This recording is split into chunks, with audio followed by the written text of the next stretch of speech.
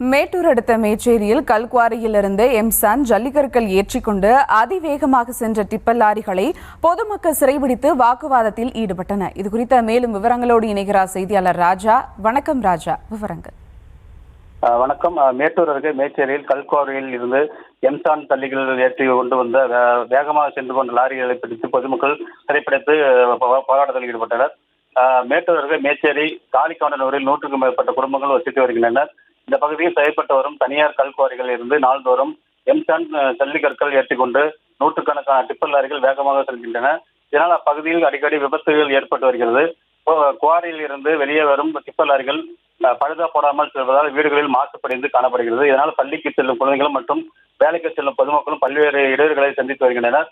இதுகுறித்து அப்பகுதி மக்கள் வருவாய்த்துறைக்கும் பலமுறை புகார் தெரிவித்தனர். மேலும் கிராம மக்கள் பல்வேறு போராட்டங்களையும் நடத்தி வந்துள்ளனர். இந்த நிலையில் இன்று காளிக்காண்டனூர் பகுதியில் இருந்து எம்சான் ஜல்லிகள் ஏற்றி கொண்டு வந்திருந்த 20 லாரிகளை பொதுமக்கள் சிறைப்பிடித்து போராட்டத்தில் ஈடுபட்டனர். அப்போது கிராம மக்களும் லாரி ஓட்டுநர்களும் வாக்குவாதம் ஏற்பட்டது. இதனால் அப்பகுதியில் போக்குவரத்து பாதிக்கப்பட்டது. தகவல் அறிந்த சம்பவ இடத்திற்கு வந்த வருவாய்த்துறையினர் மற்றும் காவல்துறையினர் பொதுமக்களிடம் பேச்சுவார்த்தை நடத்தினர். பின்னர் தேர்தல் முடிந்தவுடன் மேட்டூர் தாசில்தார் அலுவலகத்தில் அமைதி பேச்சுவார்த்தை நடத்தி தீர்வுக்கான நடவடிக்கை எடுக்கப்படும் என்று தெரிவித்தனர். இதனால் அப்பகுதி மக்கள் கலந்து சென்றனர். விவரங்களுக்கு நன்றி ராஜா.